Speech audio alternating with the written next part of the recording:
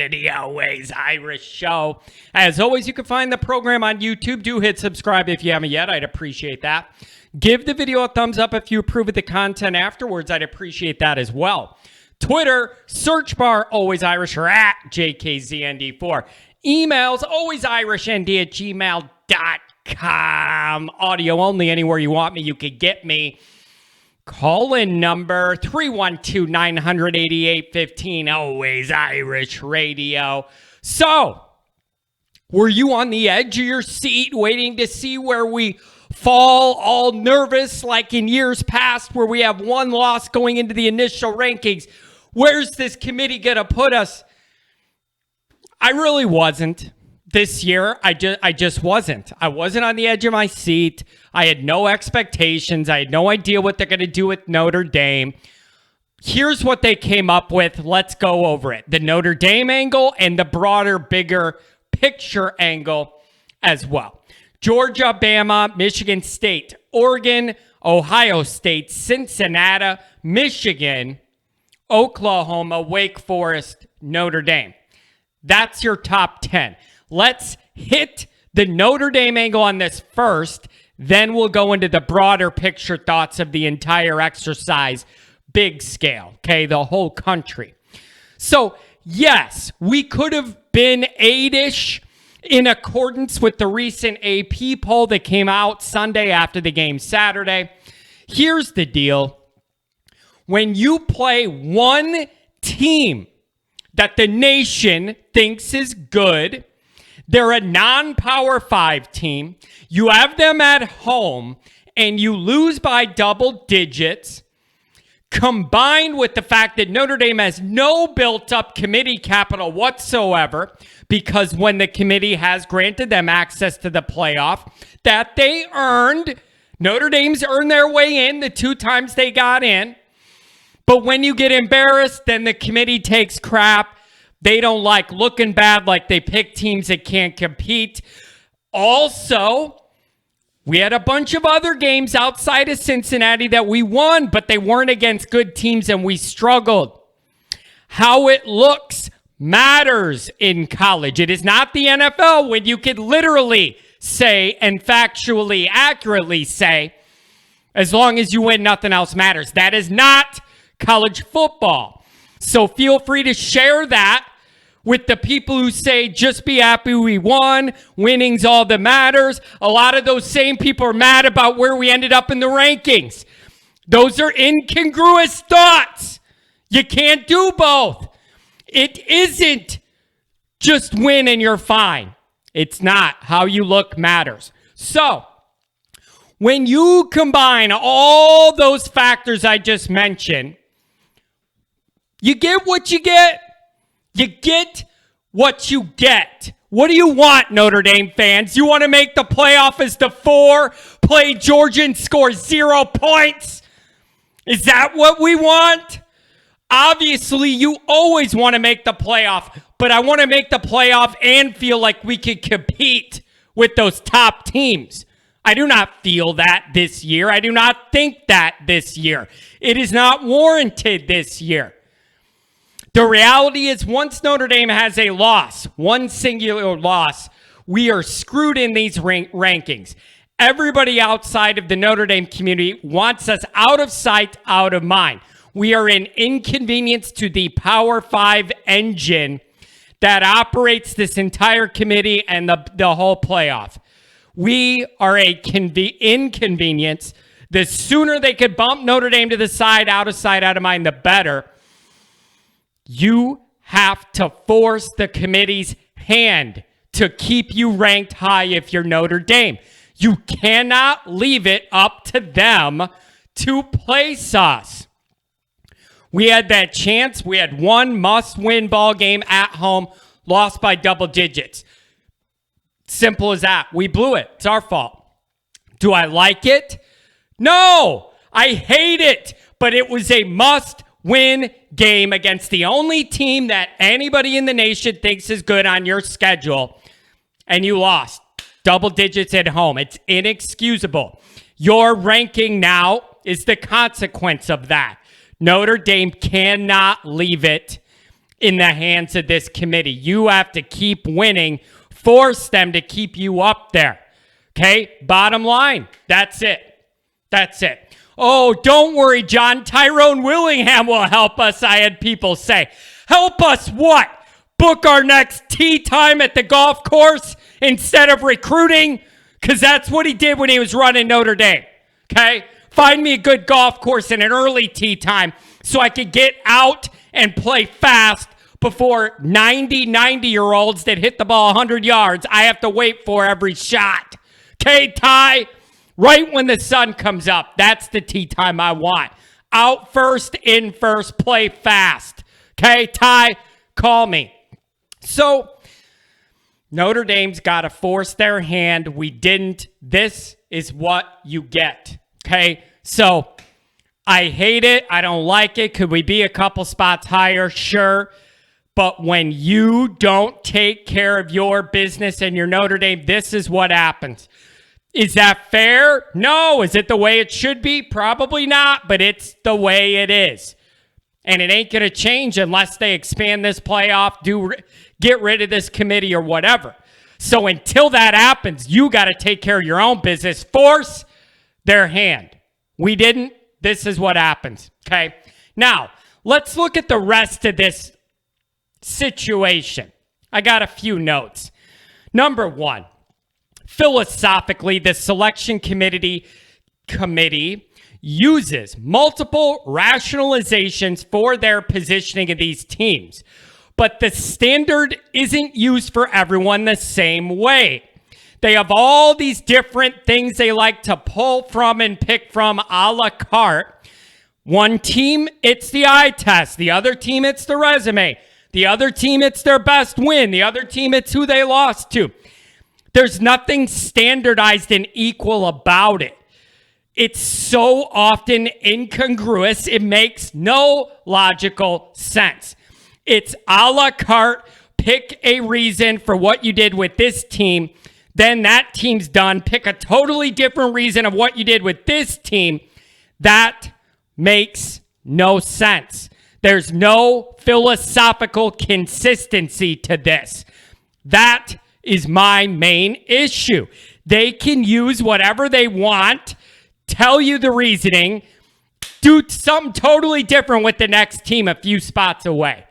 So that inconsistency is my biggest problem with this group. It makes no sense how the logic they use to place one team doesn't also apply to another. They look at each team differently and build their reasons on what they want to do, and we can't say anything about it. Here's the next thing.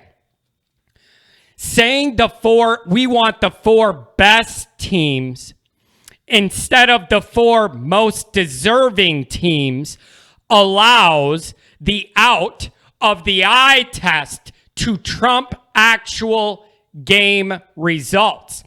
It's a logical pretzel that ultimately means if the committee thinks you're good enough, your game results don't matter. Look at Alabama as a great case for that. However, this is tricky philosophically. If you want to get mad about Bama being so high, even after a loss, I then ask the question, who below Bama would I pick to beat Bama if they played head-to-head? And I did. Nobody. Georgia's the only team I have, and they're ahead of Alabama. So that is a really tricky philosophical conundrum. I want them to be penalized for losing at the same time, them being dropped below any of the other teams in the top 10 other than Georgia. I wouldn't pick any of those teams to beat Alabama.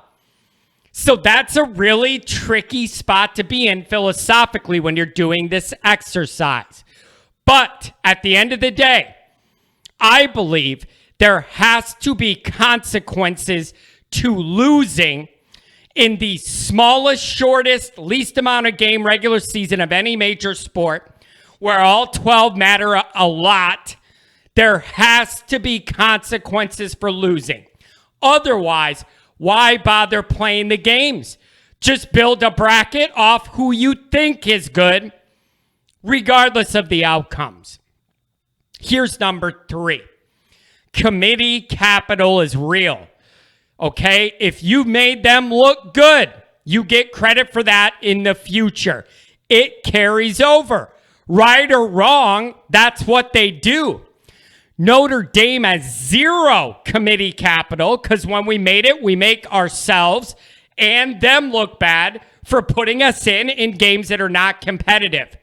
Okay? When you're Alabama and you make them look good and you've won a bunch of titles and you're whatever, then you get extra leeway. Is that fair?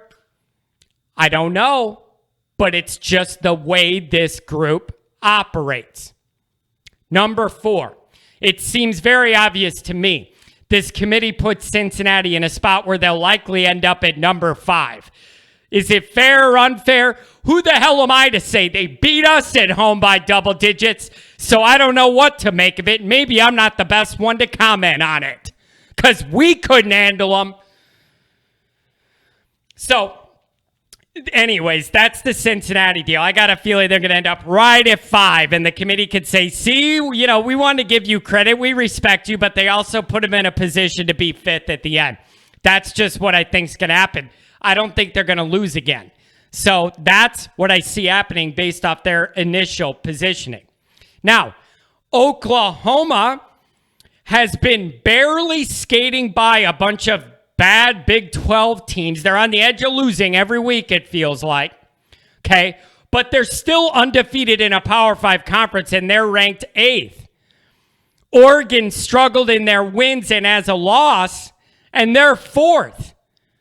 I don't fully get that. I've seen Oregon struggle a bunch of weeks against not great teams, and they already have a loss, and they're ahead of undefeated Oklahoma. I don't quite get that. It appears they see Ohio State and Oregon pretty close to one another. I mean, fine, I guess. Number 6, Michigan's still in great playoff position, and to me, it makes no sense at all. They played one good team, lost to that team, beat 2 MAC teams, Washington, Northwestern, Nebraska, and a bad Wisconsin team. And they're way up in the top 10 in playoff position. They win out, beat Ohio State, they're going to be in the playoff. So I hate that. They don't have any good wins. They haven't beat anybody good at all. 2 MAC teams and then lost to Michigan State. I don't get it. So I don't understand that. Wake's schedule is totally backloaded, even in a bad ACC. I see no way they ride this all out. Okay, no way. So those are some of my initial thoughts on this first ranking. If you're a Notre Dame fan, I mean, you could be frustrated, but at the same time, you have nobody to blame but yourself. That Cincinnati game was a must-win. The entire season hinged on it. We all knew it. Everybody knew it. We blew it, and now we're watching Cincinnati ahead of us in the rankings, and it hurts. We have nobody to blame but ourselves, okay? Now, here's how I want to finish this. One reason I think a lot of people are open to playoff expansion is that the perceptual net of who's getting screwed that should be in is a bigger net. Like, I would feel a lot, take our team. If Notre Dame finished 5th in the playoff rankings, that would be really hard to take. If it went to 12 teams and we finished 13th and miss it, I feel a lot less bad for the 12th or 13th team than I do number 5 that's left out. So I think expanding the field expands the margin for error net of keeping teams out that do deserve it or think they should have a shot. So I get that. The playoff revision is all messed up now with the realignment, what they're going to do. So I don't know if they're going to scrap that 12-team plan they talked about in the summer or what they're going to do. But that's one reason certain people are very open to that expanded field, is that it gives this group of clowns way more margin for error to get the teams in there that truly do deserve it. So philosophically, this stuff never makes sense. They pick one rationale for one team, go against it to justify something with another team. It makes no sense. And for some reason, all of us that love college football have to just sit there and take it from this group of nerds that I don't even think they watch games half the time. Seriously, think about this. A position as important as this should be a full-time position. Pay these people or have proxies on their behalf at every single big matchup, taking notes, doing all this. I don't see any of that happening. So I don't believe they take it as serious as I would, and I think they should. I think they should have eyes physically on games in that group every week. Not watching highlights, reading about it, not good enough for me. So those are my thoughts. I don't know. As for Notre Dame, go 11-1 and see what happens. That's the best you could do. But I'm more mad at us about our situation than anything else. So we'll see what happens. But there's a lot of philosophical inconsistencies here, which is par for the course. A la carte, pick a reason, rationalize it, go to the next team, do something totally different. And we're just all puppets and muppets and can't say anything about it. Don't like it, but it is what it is. Good night.